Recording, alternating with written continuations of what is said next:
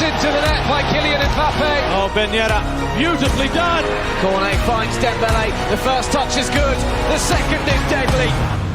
Neymar still. Oh my word, what a goal. Golovin. Lovely finish. Ajax delivery. Guendouzi's header. Here's an opportunity. Sanchez. Outrageous goal from Gael Kakuta. Payet again. And Dolberg. Messi again. This time maybe Messi's done it. Hello and welcome to Le Beau Jeu, the final official English language Ligue and Uber Eats podcast of the season. We finally got to the end of it. No, not my massive opening sentence, but the end of the 2022-23 season. PSG finishing with a whimper as they say goodbye and good riddance to Lionel Messi. Who'd have thought that? Marseille fans will miss Igor Tudor. Who'd have thought that at the start of the season? While Les Canaries remain on their perch, but only just as, sorry Angus, Auxerre are relegated at Nantes' expense. And very, very few thought that before Saturday's final round of games. It's a bumper crowd in this morning for the final podcast of the season. So please say hello to Luke Entwhistle, Angus Torode, and Andy Scott for our final pod of the campaign.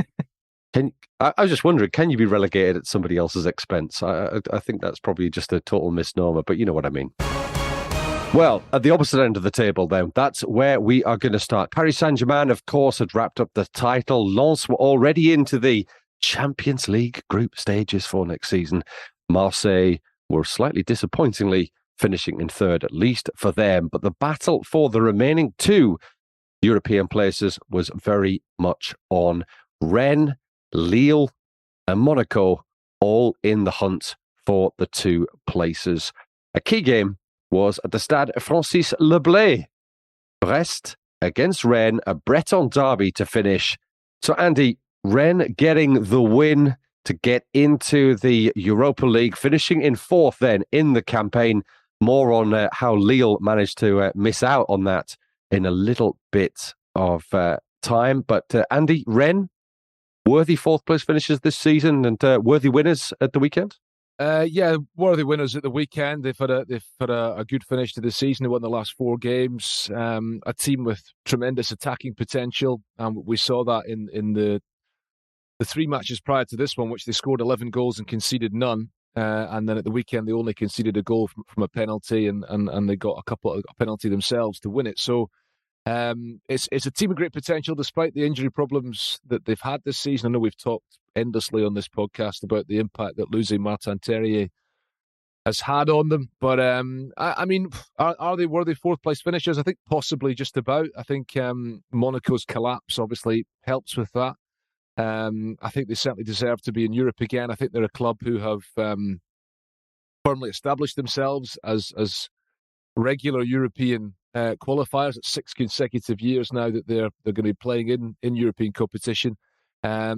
I thought it was interesting what Bruno Genesio said last week ahead of the game at the weekend. He said that in some respects, you know, maybe I'm paraphrasing here, but he said that maybe being in the Europa Conference League wouldn't be such a bad thing for them, because when you look at some of the clubs in the Europa League, it might be quite difficult for Rennes to make a big impact. I mean, just off the top of my head, Roma, Liverpool, you know, clubs of that ilk playing in the Europa League mean that winning that competition, and that's a stretch obviously anyway, but winning that competition is going to be a big ask for a club like Rennes. But the Europa Conference League, they would probably go into it with ambitions of going really far. Now they're in the Europa League group stage. In terms of finances, it's better for them.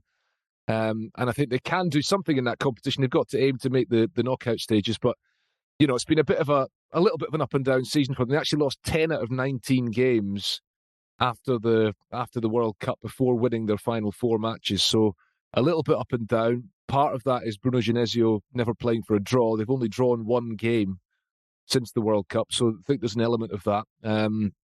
Probably on the whole, they just about deserve fourth place. Really good at home, really good attacking players. You know, a club who've spent big in recent times, and a club who can do something in Europe. So yeah, I think on the whole, I would say they deserve it.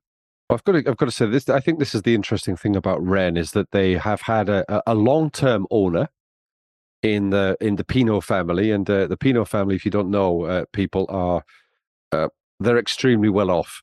shall we say? They've their self-made man is Francois Pinault, came through from Brittany, local man, huge amounts of money, hasn't exactly ploughed all of it into Rennes. It has to be said, but I think probably the question for me is how far off Rennes are from being genuine contenders. I think it's difficult to say title contenders because obviously PSG are quite a way ahead of everybody else, despite what we've seen this season. But Rennes, surely, Angus, are pretty close to being genuine runners-up contenders, shall we say? Yes, and they showed what they were capable of when Martin Terrier was fit, and they took a little while to actually get used to the fact that he wasn't around anymore. They've recovered towards the end of the season, but when he comes back fit again, if he can refine the kind of form that he had before, then yeah, I quite agree. They will be very, very impressive. Benjamin Beau Jeu had a very good season again. Perhaps not as many assists this time around as last, but he was still influential out there on the right-hand side, and that needs to continue for them. And they seem to be, quite consistent. I mean, they're not going to win the league unless they find some serious investment. But they seem to be a team that is generally well run. They found a way to overcome the absence of Terrier. Armin Guiri should be, I think, in his second season next time around, and he'll have his knees underneath the desk a little bit more, if you like, next season, and maybe he'll find some of the form that he had in his earlier days at Nice, and they should be dangerous. Yeah. Well, that's an interesting point to put to Luke, because I mean, Guiri had a brilliant first season at Nice, and then, well, he just left those legs under the desk in the second season, I think, because he didn't really do anything, did he, Luke? No, I mean, he had a really, very, very, very poor second season. But, he wasn't the only one under Galtier. He's a player who likes to express himself, who likes to go on, very winding runs. And that's not what Galtier wants of him. It's not what he really wants of many players, which is funny that he ends up with Mbappe and Messi this year and Neymar. But there you go. But yeah, I mean, when he left Nice, I think there was still this perception that Rennes had got the better side of the deal, with Gaëtan Laborde coming to Nice and him going there. I think there's this perception that they've really let someone go. But I think at least from this first season, I think Nice now feel like they've got the better side of the deal. Laborde, top scorer for Nice this season, very, very effective, either through the middle or on the right, but kind of playing as a striker, but on the right-hand side. It's worked really well for them. I think without Laborde, I mean, it's already a poor season for Nice, but it would have been even worse. But Guiri, I mean, he's one of those, obviously, at Lille as well, that he is very much kind of shown things in his past, like lots of Lyon players have, coming through the academy, but has not necessarily delivered on the potential in the long term. But, still very, very young. So Rennes finishing in fourth then on 68 points. That means the leapfrogged Lille on the final day of the season, because Lille somehow failed to get a win at already relegated Troyes, 1-1 for them. Patrick Kisnorbo ending on not on a high, not on a low either, but the Australian 21 matches winless for Troyes. No wins at all in charge for Kisnorbo. He'll hopefully do better in Ligue 2 next season if he's still there. Monaco missing out again. Mr. Entwhistle. What on earth? Philippe Clement, shall we say, relieved of his duties. Kel, no surprise there on Sunday evening. He was looking at a brown bag, i.e. the sack, quite some time ago, I would have thought. He's finally got it. Monaco missing out, although it seems to be, as Frenchie from Evreux points out, my friend Romo points out, that is it going to be Monaco in sixth place who would qualify instead of Toulouse? It would be, wouldn't it, gentlemen? I'm getting nods all round, which is highly unusual for me. But Monaco, they could sneak in then by the very, very backest of back doors into the Europa League if Toulouse are not allowed to play because of AC Milan and their joint ownership. But Luke, Monaco missing out, Lille in fifth. This again, I asked Andy, is that about right? I mean, not for the talent in the squad, and not based on what we saw for probably about 3/4 of the season. I mean, this kind of very, very end of the season, one win in your last 7 games, including 5 defeats in that time. It's awful, isn't it? I mean, it's been quite curious with Philippe Clement because, I mean, obviously us in the press, we've been kind of assuming that the sack has been coming, but you put the question to him every week, and he says, I'm having, positive conversations with the management, and, we're working on next season. And that only changed, I'd say, in the pre-match press conference for this final match. And then there's a bit of I'd say, an air of resignation going into the post-match press conference, as you kind of imagine. And he said, I'm just tired. I'm tired at this point. And then a few hours later, it's over. So he now gets time for a good amount of rest in the summer. Maybe that's what he wanted. I was just about to say, Luke, that's pretty much like our approach to the podcast. So everybody comes into this one tired, but just in a few hours, it's all over. Exactly. Just a quick note from that: Monaco 1, Toulouse 2. Reece Healy, nice to see him back from his cruciate ligament injury that he sustained right at the start of the season. The very last goal of the campaign for Reece Healy, fit again. So hopefully he'll be back and firing next season for Toulouse, who, for my money, were one of the most entertaining sides in Ligue 1 this season. Talking about being tired and it soon being all over, Igor Tudor, that was his kind of mantra for saying that I'm going to quit Marseille. Monaco need a new coach.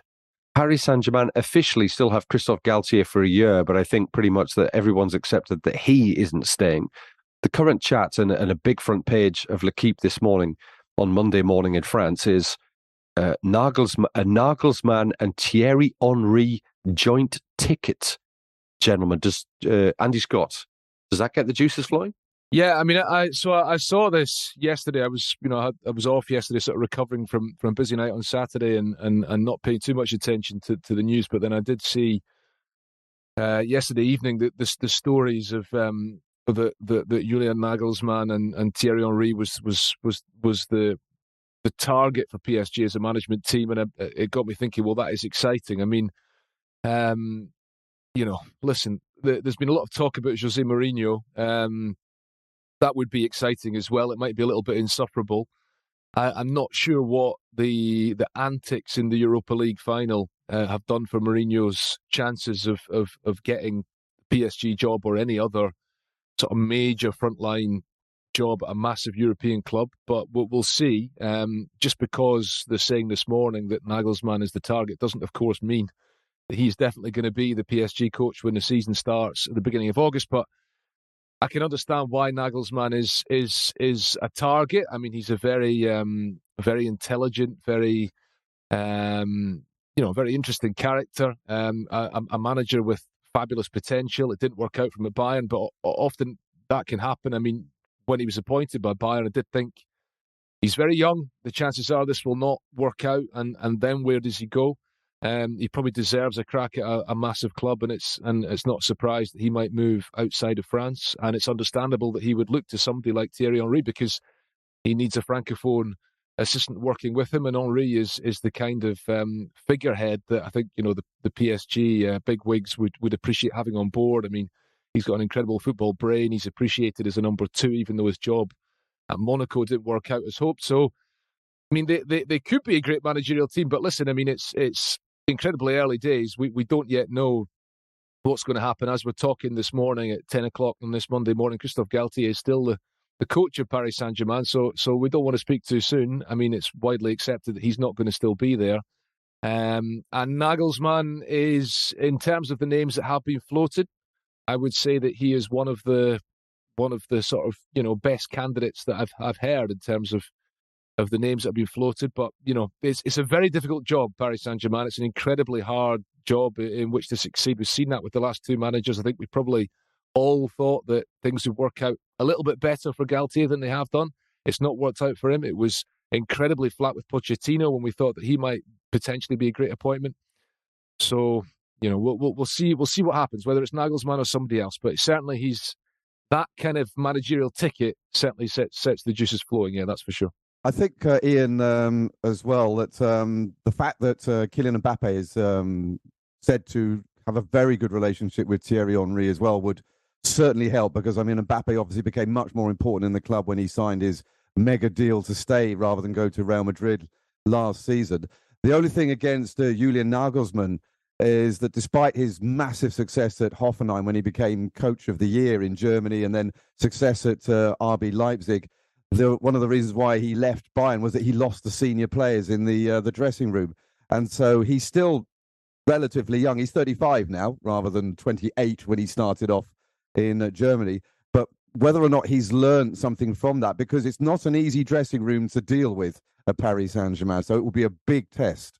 Maybe that's why they're getting rid of players that are of the same age or older than Nagelsmann to give him a bit more control. I mean, I jest, of course, but I mean, obviously, Sergio Ramos is now leaving, Messi is now leaving. Some of those very, very experienced cadre, your kind of key core players are kind of moving on, I suppose, this summer. And it will be a younger squad next season. And I mean, lots of the players that have been linked there, I mean, I'm sure we'll go through them, but Ugarte today, who's been linked with going there, a young player, they're clearly going for young profiles. And I suppose that age of being 35 isn't quite so awful if all of your players are under the age of 24, I suppose. Yeah, well, there's a lot of talk in France about Manuel Ugarte from Sporting Lisbon. He's in his sort of early to mid 20s. Lucas Hernandez, who's a bit older as well, actually coming in from Bayern. And I noticed that Benjamin Pavard has said to Bayern he's not going to extend his contract beyond the end of next season, which means that he is probably up for being sold this summer. I could quite easily see Hernandez and Pavard both coming to PSG. I think the only thing that slightly concerns me in reading L'Équipe this morning is that apparently Luis Campos wanted to still work with Galtier. And the words in L'Équipe were basically, but Qatar wanted to take charge of the matter. It seems to me that has been the problem for PSG in recent seasons. And I never, ever, ever understand why owners cannot put aside their own egos and say, we've appointed a guy who has a proven track record in Campos, a proven track record in Galtier. We've got to let them work. And it seems, although for all that Nagelsmann and Henry sounds exciting, he honestly, he hasn't got the record of Galtier. And if we're going to have interference again from owners, is it going to work out? And if you get rid of all the experienced players, what happens when they get knocked out in the Champions League quarterfinals next season? It's a squad lacking in experience, and off we go again. Back on the managerial merry-go-round, we're getting off the full Ferrari and onto the prancing horse that is Marseille, because Igor Tudor has basically had enough. And I don't know about you guys, but this took me by surprise. I certainly didn't expect to see Igor Tudor stepping down after just a year, saying that 1 year at Marseille is like 2 to 3 years elsewhere, which seems to me that rings a bell from a former Marseille coach as well. Luke, you got a big smile in your face. Did you see that one coming? I mean, yeah, this just seems to be a one-season place. I mean, Jorge Sampaoli, it went in the same direction, didn't it? I mean, it seems like the problems are kind of everywhere. It's backroom. It's with just the club. It's a fiery club. It demands a lot emotionally, I think. Just mentally, it just really seemingly takes a toll. And I mean, you saw Tudor by the end, and he wasn't the same Tudor that came through the door less than 12 months earlier. I think it just really takes a toll. All of the management behind the scenes is clearly a lot to deal with, clearly a lot of disagreement, because that's why Sampaoli went out a year prior to that. And yeah, I mean, ultimately, I wasn't too surprised, but I think it's just very, very kind of indicative of how difficult it is that Tudor didn't even muster the strength to do his final post-match press conference, sent his assistant instead. That's I think that kind of says it all. And yeah, I mean, I suppose the difficulty is finding his replacement, because it's obviously a very, very attractive job, but it's clearly one that takes its mental toll. And, which manager wants that? And at which manager and at what stage in their career do they want to take that kind of job? Because it's certainly not an easy one. Well, there is one guy who was asked about that job in his final pre-game press conference of the season at the end of last week, and that's Christophe Galtier. The Marseille job was actually, it wasn't specifically asked if he was going to become the Marseille manager, but it was mentioned to him during that press conference just before Igor Tudor actually said he was stepping down. So Galtier is maybe going to be on the market. He comes from Marseille. It would be a massive 2 fingers up, I suppose, to PSG in some respects if they turn around and say, right, we'll have him. But then again, I'm not entirely sure how the Marseille public would welcome Galtier, given that he's just been at PSG, but obviously, again, it's just conjecture. It's, we've got no... I mean, obviously, Pablo Longoria, the president, and Javier Ribalta, who works alongside him, they're both Spanish, and they both got, great knowledge of the Italian market. It wouldn't surprise me at all if they turned back to Italy or perhaps to Spain. I mean, one of the names that's been linked is Marcelino, who was the coach of Valencia and did very well there and has been on the market for a while. And obviously Pablo Longoria's got links to Valencia. So it might be that they look to Spain or Italy once again. We just don't know. It's interesting that you say it's just conjecture, Andy, because surely that, as football journalists, that's absolutely our bread and butter. I mean, we just don't deal, in fact. But it seems to me, and here's some conjecture for you, that the only team in the top six this season who are certain to, for me, certain to have the same coach as last season is Rennes and Bruno Genesio, because I'm not sure Paulo Fonseca is going to stay. I'm not sure even that Franck Ez is going to stay, given what may happen in the transfer market this summer, and with a view to what he said about having a competitive team in the Champions League. So that's going to be particularly interesting to watch what goes on right around those top six clubs. Outside of the top six, Nice 3, Lyon 1. Nice finishing on a high, Lyon finishing pretty much as they've meant to go on since the World Cup under Laurent Blanc, who is likely to continue. Didier Digard, though, reports in France that he will not continue. Régis Lebris, here's a name for you, Davide Ancelotti, linked in L'Equipe. Angus, can you see Ineos giving an untried man who's been assistant coach to, his dad for quite some time. Originally the fitness coach at Paris Saint-Germain, I believe, when he was in his early 20s when Carlo was in charge there. I mean, that's at least a name that sounds good, but untried, untested, and in charge of that Ineos project. And in charge of data and tactical analysis. So maybe we'll see them going down the same sort of lines as maybe Toulouse in terms of the way they take on players. It's an interesting one. I think that Graham Potter is probably he could well be coming in, and Ineos are very keen on him, and why not? I mean, okay, things didn't work out for him at Chelsea, but you can't forget the success that he had with Brighton, and going to Nice might actually be a better profile with regards to Brighton than, say, Chelsea was at the point, which is like a massive major club that is expected to win Premier Leagues, Champions Leagues, which they have done. And it could be a growing project at Nice. It clearly is, because they seem to have gone backwards since Christophe Galtier left. But yeah, Davide Ancelotti, I must admit, I sort of sat back in my chair when I read that, and I wonder how many phone calls Carlo Ancelotti is going to be making to try and make that happen. Although it would mean them splitting up at Real Madrid. I mean, you talk about kind of putting ego aside earlier, Ian, and the ownership not interfering with these kind of process. Well, this is another case of it here, isn't it? Because I mean, all the reports in here is that Ineos want Graham Potter, and that Florent Gisolfi and Bouquet, they want Régis Lebris. So I mean, you've got quite a clear conflict here. Completely different profiles, completely different levels of experience. I mean, you bring in Gisolfi, who is kind of the mastermind of this launch project, who's built it over the space of a few years, and then you don't give him the power to actually have the impact that you want him to have at Nice. So I think this is kind of obviously a recurring power battle between the powers that be at Nice and Ineos, who are kind of in some ways slightly different entities, and who don't have the same kind of view on who should be brought in and of just the sporting project in general. So this is something that it's definitely to look out for in the summer and beyond, I'm sure, as well. Just a little aside on Graham Potter, though, because he is still attracting a lot of attention in the Premier League, and Leicester City are reported to have launched another bid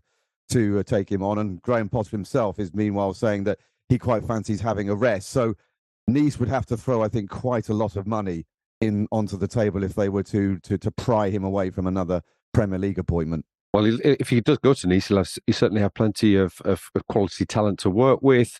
The youngster Badruddin Bouhanani, who's come through this season, I think he's a superb young player, and I'm looking forward to seeing him at the under-21 Euros soon. Terem Moffi with 18 goals this season, not all of them for Nice, but he's done well. He's done well since he came through in January for them. Isham Badawi as well. I think he's had a pretty good season. Lots of quality in that Nice squad. Just a quick result that we didn't round up. Ajaccio won, Marseille 0 for Igor Tudor's last match in charge. Some disgraceful scenes as well. I think it's worth pointing out. Their racist chanting, an 8-year-old Marseille fan with a brain tumor and his family attacked. But I have to say, this is not a football problem. This is a societal problem, and that sort of thing. We don't want to see in football, but we don't want to see it anywhere. That's absolutely disgraceful scenes at the Stade François Coty and elsewhere, it would seem, for Marseille fans in Corsica. Ian, and just on a slightly more positive note, Ajaccio going down after one season, which was obviously very sad. It was nice to have a Corsican side back up in the top flight, but they did do the double over Marseille this season, which was maybe their only high points, perhaps, in the campaign. Well, let's get back to the low points then, and the relegation battle. Angus, you might want to sit this one out. Oh God, here we go. Yes, no, you might want to sit this one out because I commentated the game. So I mean, somebody's been doing the homework. So the things as it stood prior to Saturday's final game of the season, Nantes against Angers. Nantes were bottom, fourth from bottom of the table, 2 points behind Auxerre, but with better goal difference. Auxerre were at home to Lens. Angers, of course, already relegated. Angus, you saw the Auxerre game. I presume you were following at the same time the Nantes versus Angers game. Just take us through that. Well, it's a cliche, but it must have been true as you were commentating that Auxerre game, that roller coaster of emotions on Saturday. Well, first of all, to continue the setting of the scene, I was very nervous about this game from the beginning, but not just that game, but also the run-in, because Auxerre had to take on Paris Saint-Germain, Toulouse, and then Lens as their final 3 games, whereas Nantes had the obvious advantage of taking on the worst side in the division for their final game. So it was always on the cards. As soon as Nantes went in front 5 minutes into their game, ironically scored by Ignatius Ganago, who had left Lens in the winter to go to Nantes, the writing was always going to be on the wall. And the problem is for Auxerre is that they just can't score. They created, I think, if I remember rightly, it was 15 or 17 chances in that game, and they only got like 4 of them on target. Jean-Louis Laker did his best to give them a chance with an absolute howler in the second half, where he was going to throw the ball, then changed his mind, and then just plonked it in front of Mbaye Niang. But that was the only time that really Auxerre really looked like they were going to score.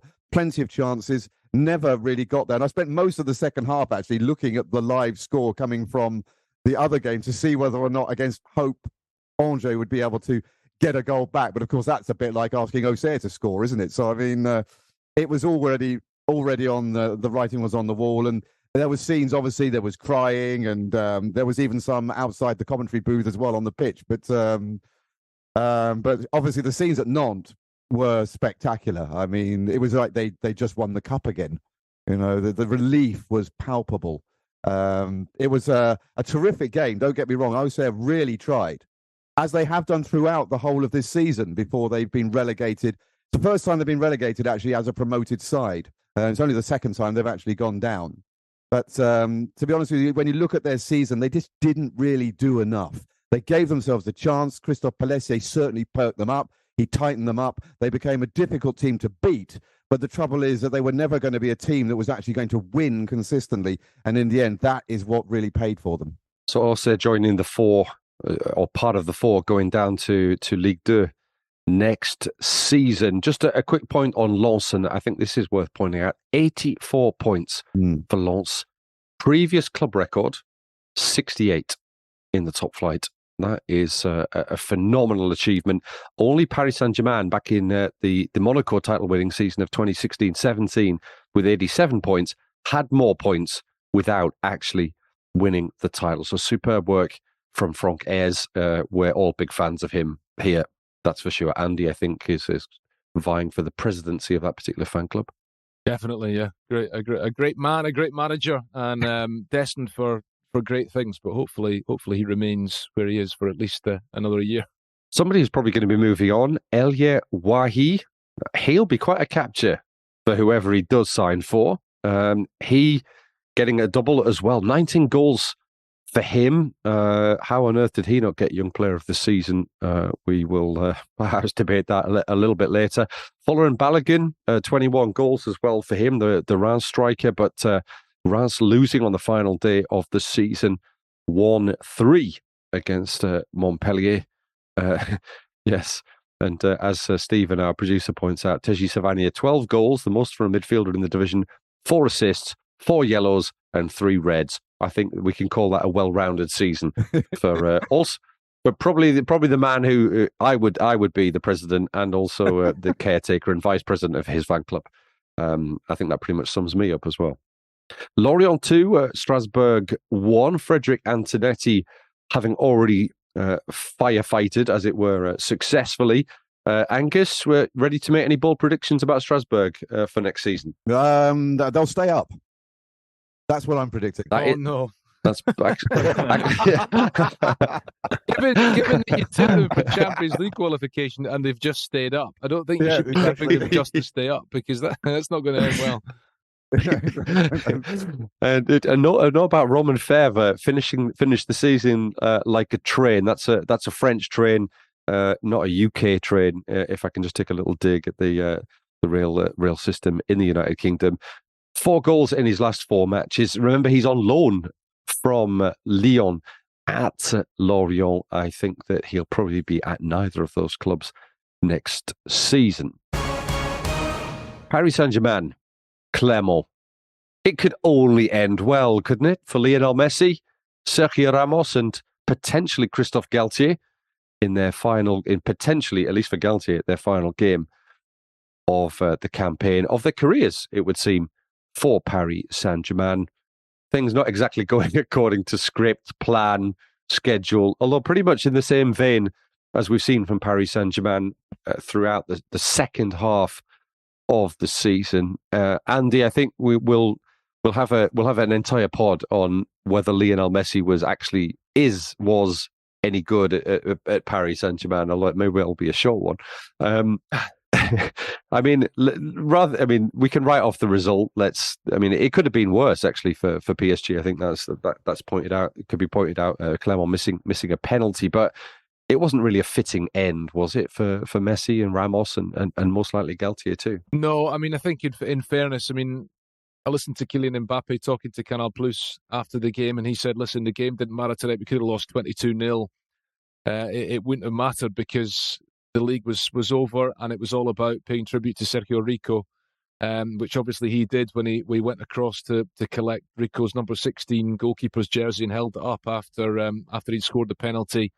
They unfurled a huge banner in the stand at the Parc des Princes with Sergio Rico on it, because obviously Sergio Rico still in hospital in Seville after that terrible horse riding accident a week ago. So, they're waiting for news on his condition. I think that's completely clouded and conditioned the last week of the season for them building up to that game. So in that context, with the league already decided, difficult to think about much else. Now, obviously, it took away from the fact that it was Messi's farewell. The Messi situation was very funny, actually, because Christophe Galtier said in his press conference on Thursday, he said, it'll be Leo's last game at the Parc des Princes. Obviously, I was listening to this and I thought, well, that's not news because we know he's leaving anyway. But obviously, a lot of news outlets jumped on this and said, the game is Messi's last game. He's going, and PSG actually contacted a number of news outlets and said, no, he didn't mean that. He meant it was his last game this season.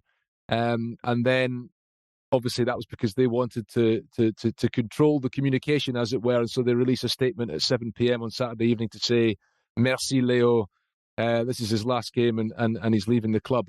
Everybody knew he was going. So it's not a surprise. It's not news.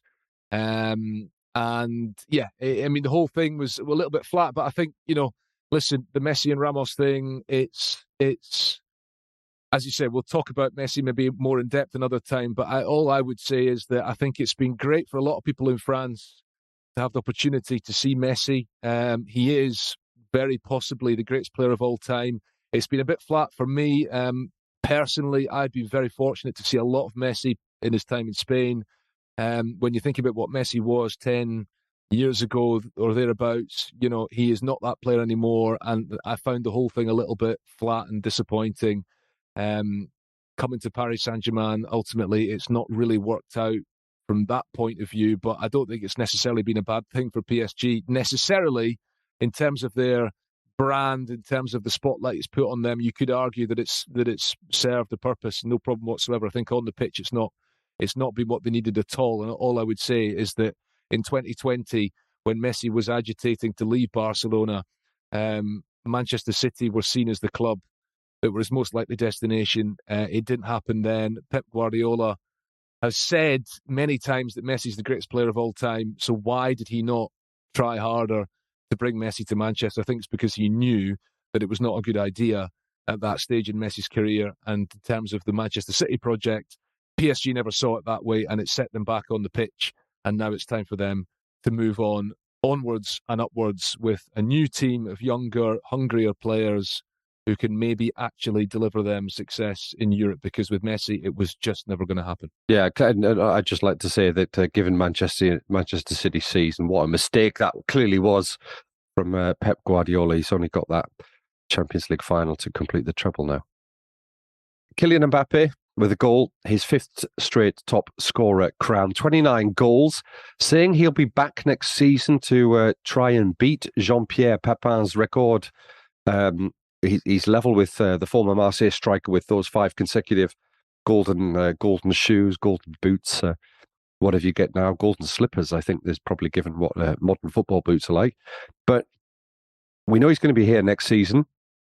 The question is, will he be here the season after that? Me, Jonathan Johnson, and Fabrizio Romano had a little chat about that. Let's hear from the Italian transfer guru.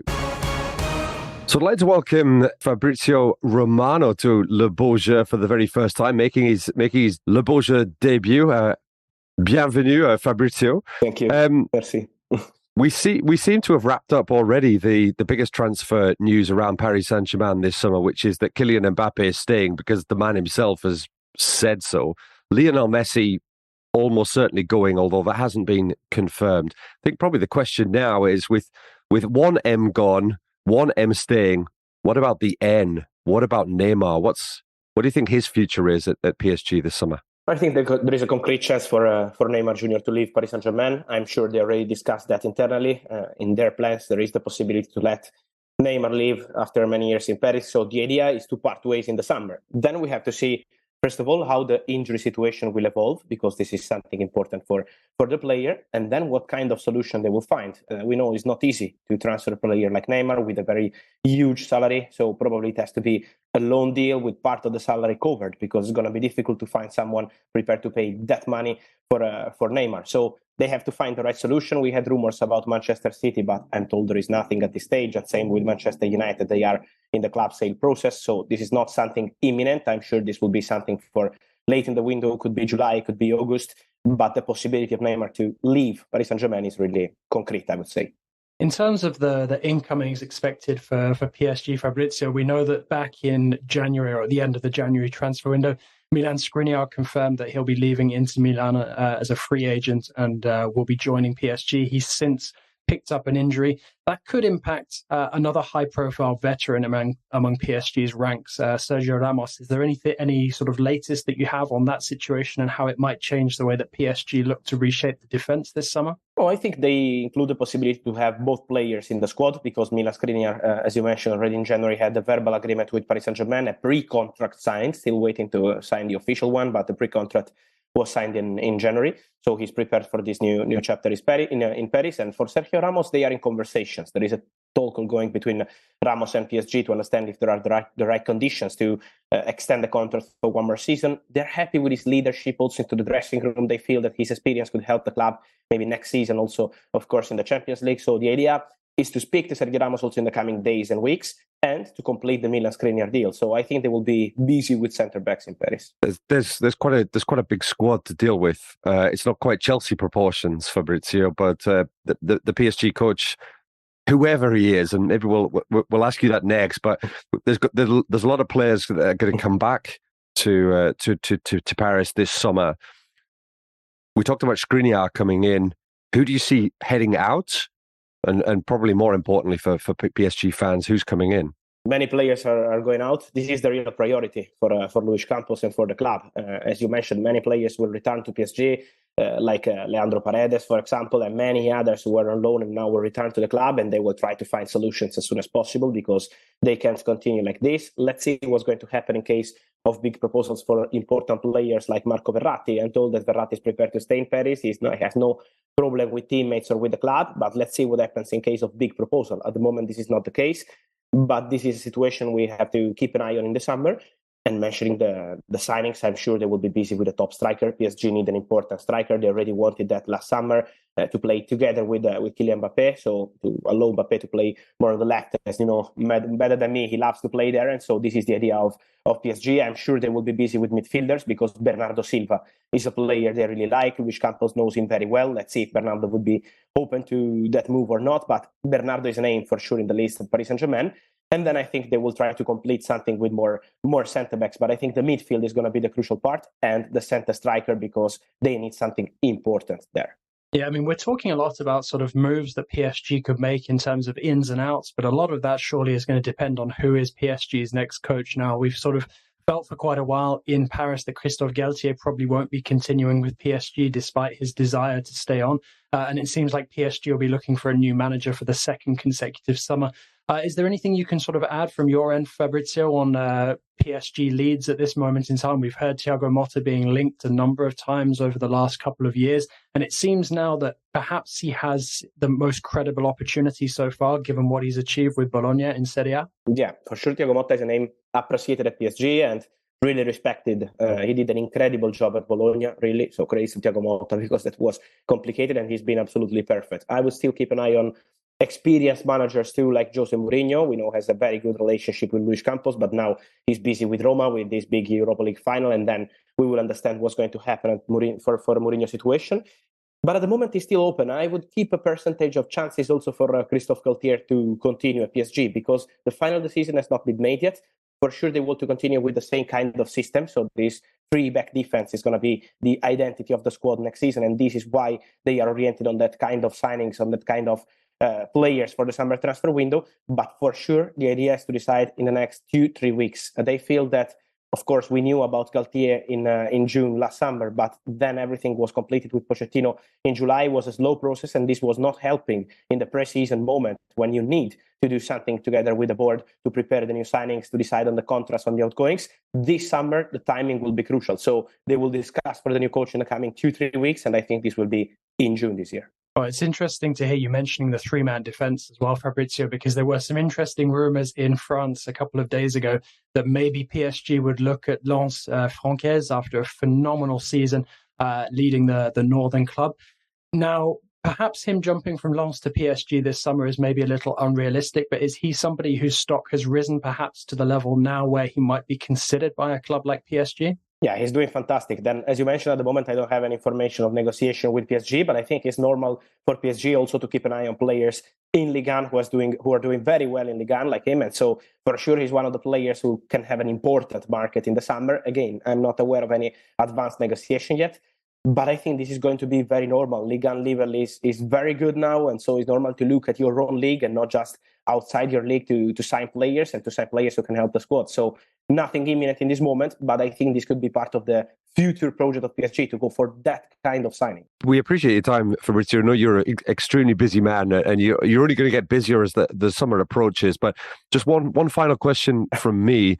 Outside of PSG, I mean, France is a breeding ground. Ligue 1 is a breeding ground of a huge amount of talent, probably the most productive league in terms of top talent, and then moving elsewhere. Who else are you looking at to move out potentially of Ligue 1 this summer and to sort of create big waves in the transfer market this summer? I'm hearing that there is a lot of movement, as always, on strikers, and so we have to keep an eye on Openda, I think. He did incredible this year, Lens. He's a fantastic striker. Italian clubs are keen on signing him, but also some English club is now approaching people close to him. So I think this could be a possibility to see Openda leaving Lens in the summer. Now there is Champions League football, so this is obviously helpful to try to keep the player and fight to keep the player. But it's not going to be easy because I'm sure there will be big proposals. And also, I'm sure they will not sell both of them. But Seko Fofana is another incredible player, I think, for top clubs. Credit to Lens because they signed him in a very difficult moment for the player. We still remember when he decided to make that move. He was in Italy at Udinese. We were really surprised with that. We were not expecting Seko Fofana to do that move. But at the end, was the perfect, smart move for all parties involved. And so keep an eye on Fofana too, but I'm sure Lopenda is going to be the most interesting in this moment. One final question from me as well, Fab. Thanks so much for joining us. But there's a number of clubs who won't be playing European football next season. We already know that Nice will not qualify. We know that Lyon are probably likely to miss out. And there could be another surprise name as well with the likes of Monaco. Do you expect some of Europe's biggest clubs to be looking at the clubs that don't manage to qualify for Europe in Ligue 1 and potentially pillage them for some of their top talent? Yeah, sure. I think this is normal, no? Because when you have this opportunity with many talents, as you mentioned before, in Ligue 1 is full of talented players who can make their move to very big clubs. Maybe in England, for example, there are many players in the list, so they are waiting to see who's going to qualify in Europe. But English clubs, also Spanish clubs, are keeping an eye on the situation. So I'm sure that could happen. Let's see also what's going to happen in terms of managers, because this is going to be crucial also to keep some players, to convince some players, and also in terms of directors. For example, at Monaco, I'm curious to see how will be the impact of the new director after many years with of course Paul Mitchell, now with Thiago Scuro coming from Brazil, doing an excellent job in the Red Bull Group. I'm really curious to see how will be the impact in Europe, because I heard very good things about him. But now it's going to be a big revolution for many of these clubs, of course at Lyon too, with these big changes incoming, and we will see. Well, thanks a lot, Fabrizio. We'll let you get back to the wheelings and dealings behind the scenes, and we'll hopefully get to talk to you again soon. Thanks very much. Thank you. Thanks a lot. Grazie mille to Fabrizio, and it certainly is going to be a very, very interesting summer at the Parc des Princes and right around Ligue Uber Eats ahead of the start of next season, which, believe me, will come round a lot faster than you think. We're already into June. Normally we finish in May, and as I've just been reminded, Marco Asensio rocking up, it would seem, at Paris Saint-Germain on a free transfer. Which wouldn't be a bad move, it seems to me. Quick message from Matthew Woods. Matthew, you're my kind of man. Went to see Rennes Monaco in round 37. Sex, drugs, and galette saucisse is what he saw. He said, I saw this and thought of you. I'll take that very, very personally, Matthew. Thank you very much. And actually, I was at the local fair in my town here yesterday, and they had a Breton stand. Guess what they were selling? The final winner of the season for our Déjà Who quiz. Of course, you're all on the edge of your seats. I don't know which seats, train seats, car seats, just your average seat at home to know who has won this. The answers then to this month's Déjà Who. Vitorino Hilton. Vitorino Hilton, most Ligue 1 matches for a foreigner. Wilson Aruma, who scored versus Paraguay in the World Cup. Cyril Roll, well, his Ligue 1 record, 16 red cards, 156 yellows. Good going there, Cyril.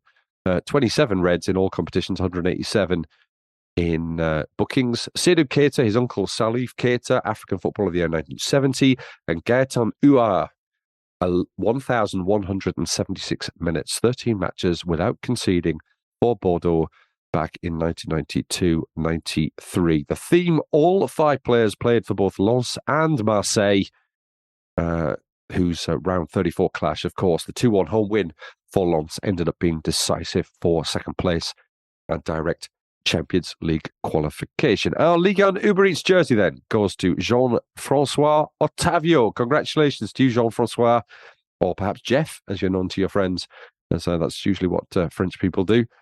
The team will be in touch to arrange delivery of your jersey. So well done, Jean-François, and thanks to our heavyweights in this competition, Davor T, Michel Maassen, Berg Ertugrul, and everyone else who made this contest so much fun this season. We look forward to hearing from you again, and a host of new listeners when we return next season. You can catch us, of course, at any time over the summer on Twitter at League1_ENG. And please do, when you listen to the podcast, like, subscribe, and recommend us. Please follow us as well on all the usual podcast platforms. Just one thing to round up the team of the season. We had a couple of, at least for me, contrasting teams of the season. We have the UNFP trophies, team of the season. That's the Players Union. And of course, L'Equipe as well, the main sports daily here in France. Gentlemen, I'll just run quickly through. Goalkeeper, Brice Samba for the UNFP. Anthony Lopez for L'Equipe. Right back, Ashraf Hakimi for UNFP. L'Equipe, say Frankowski. Centre-back, both agreeing on Danso, but then Mbemba and then or Medina. Left-back, Nuno Mendes for the UNFP, for the Players Union, and for L'Equipe, Ismaili. Right midfield, Kefren Turam had the Players Union. Abdul Samid for L'Equipe. Valentin Rongier or Benjamin Andre in the central midfield role. Seko Fofana gets in for the Players Union. Remy Cabella, L'Equipe had. And then both had, interestingly, the same front three, Messi, Openda, and Mbappe. I don't think there's too much argument, really, about the front three, given their contributions to their clubs. Although Angus probably would like to bring Nyong into it for getting Auxerre's final goal of the season. Well, and also for being fit again as well, which is nice. But no, I think that Alexander Lacazette is a good shout for going up front. And I think I would say between him and Luis Openda, because his first season back in France has been nothing short of sensational. And that's in a team that really has spluttered all the way through the campaign as well, right the way until the end of the campaign. But to get that close to Kylian Mbappe, and also he's played a major role in bringing through the younger players as well, particularly Bradley Barcola, who has had a sparkling rise to prominence, and largely thanks, I think, to playing with Lacazette. I mean, those two have got a good understanding, and you saw that with the goal that they combined together for, I think, last week, which was absolutely wonderful. So I think Lacazette is well worth. He's a very notable mention in that front three. Luke, anyone missing from there? I mean, no, I agree with the front three. I think that Openda's probably the signing of the season as well. I'm sure we'll get through the various awards, but I would go for Abdul Samid in the midfield. And when I saw the UNFP, I was quite surprised to see Seko Fofana there. Well, I'm not surprised. I thought they might go for him, but I do think that Abdul Samid, over the course of the season, deserves to be in that team of the year more than Seko Fofana. And that's despite that really needless red card that, given that PSG only won the league by 1 point, and given how well Lens were playing in that game at the time, that's the game that actually maybe decides the title. And that red card really cost dearly. But yeah, for me, Abdul Samid over Seko Fofana. Controversial. Wow. The only thing I would say actually is, if you're picking the right back's interesting, because I don't think Ashraf Hakimi has had a fantastic season. Obviously, he's a great player, but I don't think he's had a fantastic season. And I think it seems a little bit odd to me to pick Frankowski as your right back if you're going with a 4, which is what L'Equipe. I know L'Equipe do it based on their ratings over the course of the season. I would just throw one other name in there, and I'm throwing this name in there because the L'Equipe team also has Ismaili at left back and Remy Cabella, which are kind of surprising ones. I would say that Bafodé Diakité, actually, for Lille, has been very good this season.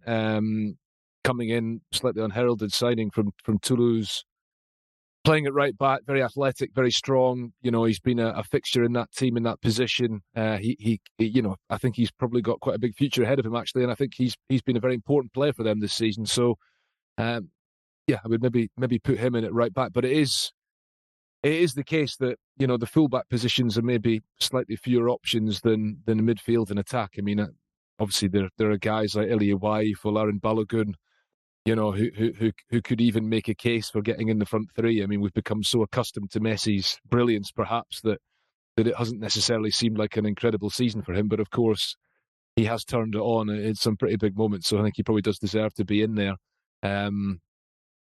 It's hard to just pick 11 players. There's so many excellent players, and this is always the thing with the French game. People say the detractors say, "Oh, it's rubbish. It's a farmers' league and stuff like that." But then this is where the big clubs elsewhere come and do their shopping, because it just so happens that the players are absolutely fantastic, and there's going to be a lot of really good players leaving Ligue 1 this summer to move abroad, unfortunately. Likes of Kefren Turam might be moving on. Youssouf Fofana is a really good player. might be moving on. Elliot Y might be moving on. There's a long list, but then more players will come through and replace them because that's always the way it is. I have another one to add as well. I think the right back position was probably the most controversial of all of these with Achraf Hakimi. And I think Jonathan Close is a contender as well. A seamless move from Lens into Marseille. And again, I take into account what Andy has said. If they're going to go for a back four, then Jonathan Close is more of a right wing back. But 11 assists this season.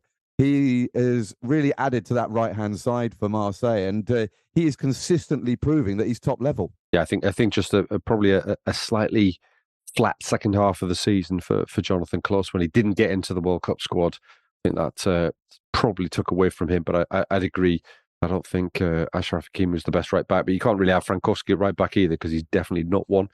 But probably the paucity of the selection due to the fact that most people play a back three, in which case I would have gone Grady, Danso and Medina because they had by far the best defensive record and they have an incredible understanding. Those three pretty much should just come as a unit.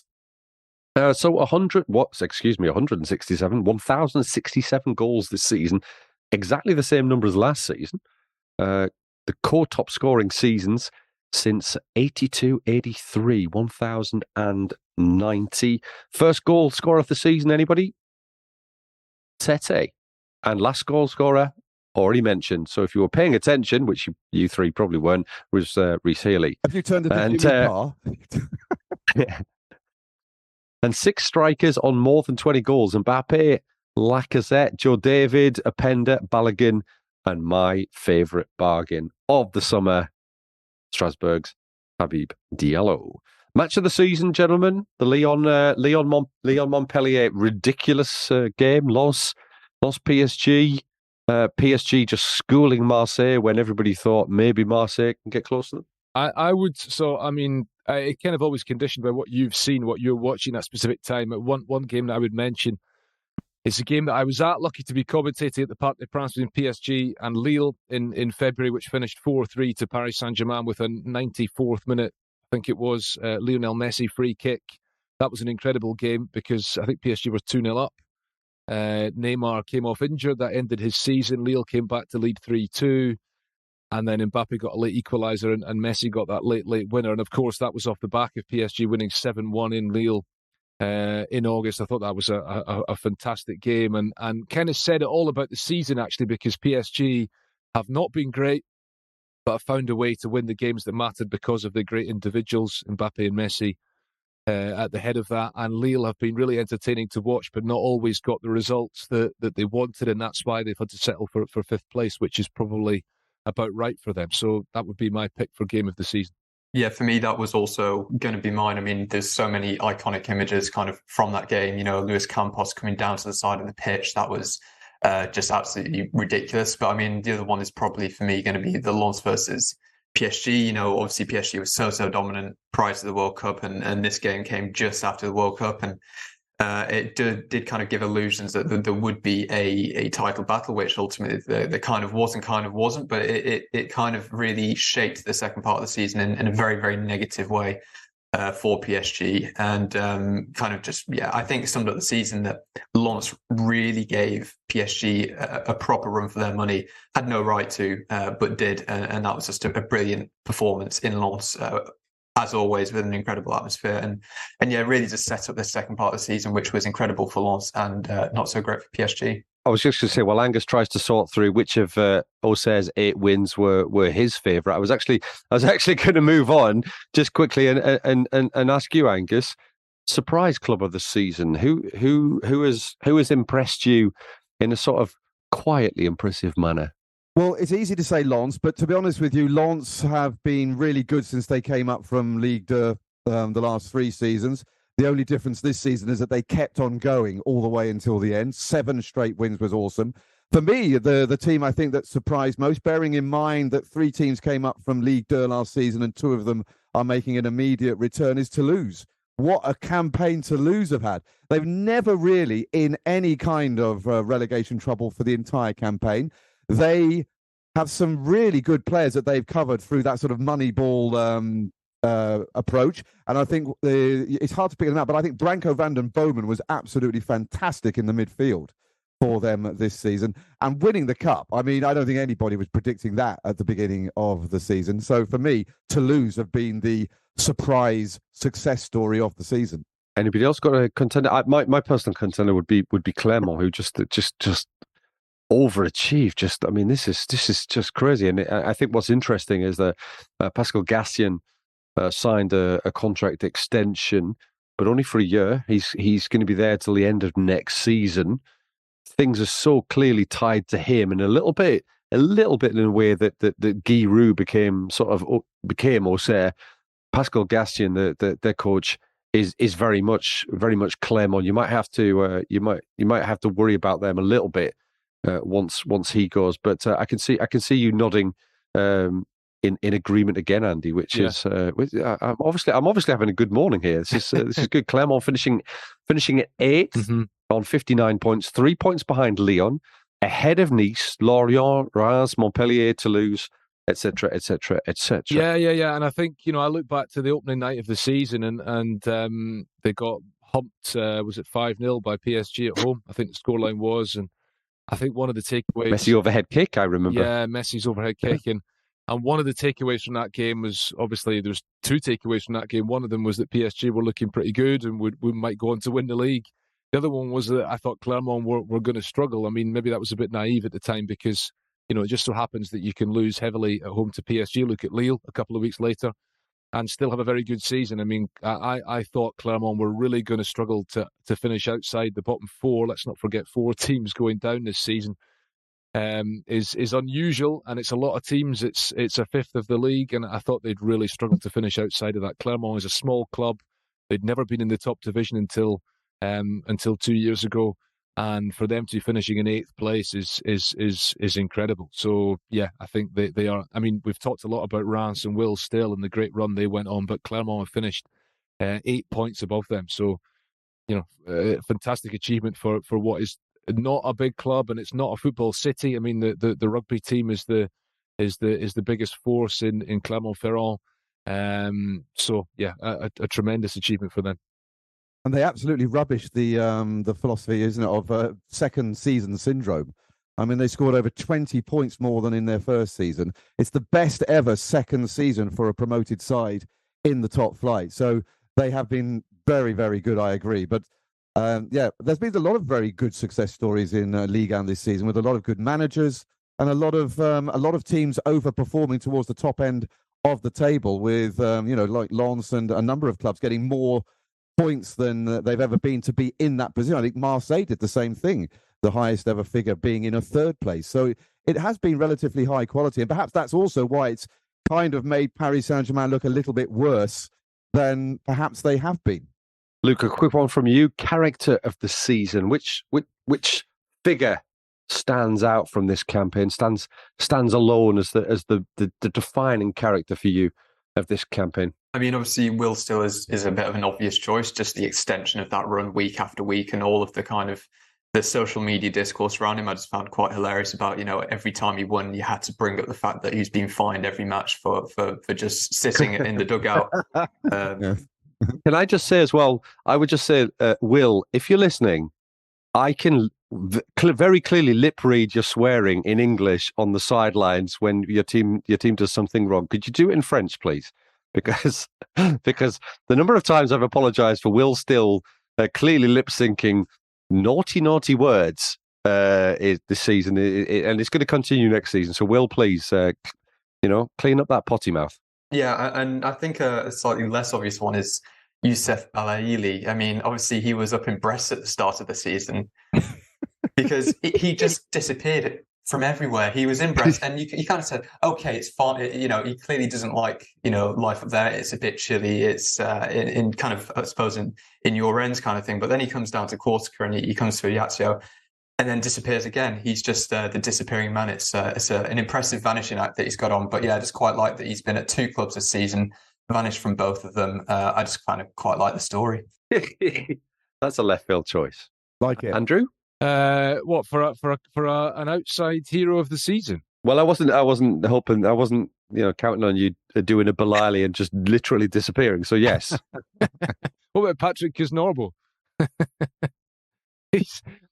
Are we just trying to outdo each other in left field choices? You've just gone further left than Luke. I think you're just trying to annoy Stephen, our producer. Patrick Kisnorbo, who is probably who's doing his bit for all those who've had a terrible, who hold the records for the longest winless runs in the history of the French top flight, because he's got an incredible record coming into Troyes midway through the season and not winning a game for the last 5 months of the season. In fact, Troyes didn't win a game since the 2nd of January, something like that. I mean, just astonishing, and not a great advert for what the City Football Group are doing at Troyes, because obviously he'd been working down in Australia and they brought him over to Troyes, and I'm not really sure what they're hoping for. It's not worked out at all. But it's given us something. It's given us, it's entertaining, sort of tallying up each week. How many games is it now since Troyes won a match? So they're the perennial yo-yo team, and they're off back to the second division. We'll see if they can come up anytime soon. Can I mention Le Havre coming back up to Ligue 1, because it's great that's signed and sealed now. 14 years they've been away. I think I'm right in saying they're the oldest club in France to go back, to the very origins of football coming to this country. And they've been away for a long time, and their fans invaded the pitch at the end of the game at the weekend. They wrapped up the title, and it's great to have them back. It's a nice stadium, the Stade Océan, and it's a very nice place, Le Havre. Actually, it's a bit of a it's an old port city. It's got that edge to it, but it's also got a lovely beach, and it's a nice place to go and see the sea when you're coming from Paris. It's about the closest point on the coast, and it's a great stadium, so a great place to go for it to watch a match next season. I just hope they can sort out the other promotion place pretty soon, because I'm sure our listeners have been keeping an eye on that. But the events in Bordeaux on Friday, with that match being abandoned because a fan got onto the pitch and pushed over a Rodez player when he scored a goal, means that we don't yet know who's going to be going up between Metz and Bordeaux with Le Havre. So that kind of sums up the season in many respects, I suppose, and sums up what's been happening in French football for the last couple of years, with too many problems in the stands, unfortunately. So hopefully they can get that sorted quickly. Yeah, without wanting to prejudice anything, you'd have to suspect that Bordeaux, it's not going to end well for Bordeaux and Metz. Most likely joining Havre AC Athletic Club, one of probably the closest Ligue 1 club to me now, actually, up in Normandy. So I'm very delighted that, if it can be very delighted, that they are in the top flight next season. Just two quick ones. Breakout player of the season and best signing in a couple of words. Andy? Best signing? Luis Openda. Is he also your breakout player then? Yeah, because let's be honest, he's not somebody I knew an awful lot about before he came. I mean that's maybe naivety on my part, because he was the top scorer in the Dutch Eredivisie last season behind Sébastien Haller, playing for Vitesse Arnhem, but he wasn't a player I was particularly aware of, and he's been fantastic. So yeah, he is my answer. Angus? I'm heading back to Auxerre. Han Noah Masengo. Because very young, came in, has become very important under Christophe Pellissier, and one of the reasons I think why they got better in midfield, and one of the reasons how they got themselves out of the mess that they were in under Jean-Marc Ferland, and gave themselves that chance on the final day to go. He had a couple of great chances to score his first ever Ligue 1 goal, but unfortunately didn't get it. But I was very impressed with his ability to be able to hold a midfield, and he'll only get better, I think. Luke? I do think it is Openda, but if not, then Folarin Balogun, who I did actually nominate at the start of the season as my breakthrough player of the season. So just to convert it into reality, I think that he's a player that's shown a lot of promise, finally delivered on that promise. Don't know where he goes next. Not sure if there's necessarily room for him at Arsenal. So many talented players there, but lots of rumours that he may come back to Ligue 1, and I think that'd be great for the division in general. And who knows where Reims would have been without him, and without Yunya Ito as well. I think the recruitment there this season has just been spot on, and I think has meant that they've had a calm season rather than one where they've been fighting relegation. For me, either Openda or Balogun. I think I'm going to go breakout player of the season. I know he's been around a little bit, but Marshall Munetsi. I think, has had a fantastic season. Definitely his best season to date. Thijs Dallinga as well, Elia Wahi as well, who'd been looking at, but now he's really blossomed into a quality Ligue 1 performer. Signing of the season, interesting. Alexis Sanchez, perhaps at Marseille, did really well, but I think probably it was a January signing. Adrian Thomason had a big influence at Lens as well. I think just gave them that little extra push that they needed, and maybe controversial, but I think he's probably the difference between them finishing second and third. So that's it then. Le Beau Jeu will be back next season to get you up to date with all the summer wheelings and dealings. I'm not sure what a wheeling is. What is a wheeling? Certainly there'll be dealings, you'd have thought, in Ligue and Uber Eats. A huge amount of ins and outs. We'll have 18 teams to talk about next season, including Le Havre, as mentioned. Lens looking to build and maybe challenge for the title. That's going to be a toughie with the Champions League group stage as well. A new look PSG, undoubtedly. Will there be a new face in the dugout as well? It's going to be centered around Kylian Mbappe for at least another season. Marseille, Rennes, Lille, and dare I say, Monaco. Hopefully doing a little bit better than they did this season. The Principality side, who'll be in charge there as well at the start of the season in August. We'll take a look at it all across the summer and have our expert opinion, or as Andy might put it, conjecture, for you next campaign. So all you French football fans out there, bon vacances, as they say here in France, and we'll see you again in August. Au revoir and à bientôt. Neymar still. Oh my word, what a goal! Golovin! Lovely finish!